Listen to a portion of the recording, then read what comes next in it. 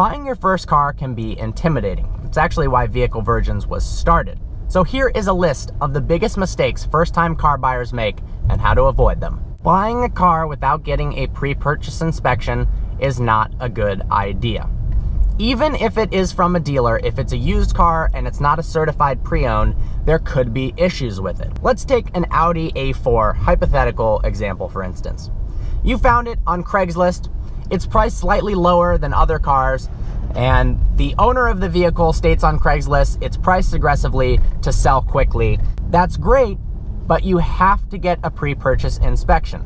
You got to remember that potentially there are people out there that the reason the car is priced lower, or even if it's priced the same, are trying to get rid of a car that has problems. That might be why they're selling it in the first place. It's really easy. So with an Audi, Google local Audi independent mechanics, or even a dealer if you want to do that. It'll just be a little bit more expensive. Make a phone call, say, hey, do you guys do pre-purchase inspections? Likely they will. Even if you have to spend $150 or $200, it makes sense to give you that peace of mind to know there's nothing catastrophically wrong with the car before you buy it. I know a lot of people think by looking at the car and driving it, they can determine if there's any issues with it. But unless you are an Audi mechanic or an Audi engineer, and even still, you probably won't know unless the car is put up on a lift and inspected. So get that inspection done. Chances are you could save yourself from walking into a car that might have $5,000 worth of problems and you were only buying the car for $6,000. It's not worth the gamble. If you're buying a used car, get a pre-purchase inspection. And even if everything turns out to be completely fine, at least you know you bought a good car. A lot of first-time car buyers don't do enough research. They see a car they like on the road and decide that's the one. Maybe they don't even do a test drive and they purchase the car without a pre-purchase inspection. Research is your friend. You don't want to end up buying a car that you're stuck with for a couple years that it turns out you don't really like. Resources like Vehicle Virgins, Kelley Blue Book, Motor Trend, Car and Driver, there's tons of magazines and YouTube channels out there. These websites will provide some insights on what the car is like to drive and own, and even maybe provide you with some alternative vehicles that turn out that you like more than the one you thought you did at first. Buying a car without test driving it. This is one of the biggest mistakes people make, especially with the variability between each, even of the same make, model, and year. A magazine could say that the suspension is nice and smooth, but to you, it's actually too firm. Maybe the steering is too loose for your liking. These are things that you can find out by doing an extended test drive, or maybe figure out that there's rattling in the car, or the speakers don't work, that you might not know if you just walk around the car and say, yes, I'd like it. By actually driving the car, you're going to reduce the chances of having buyer's remorse when it turns out it doesn't quite feel the way you thought it would. Going with the first car you see. Do not do this. Even if you found the correct year, the make, the model, drive another of the same car. Drive 2 or 3 of the same car, because everyone is different.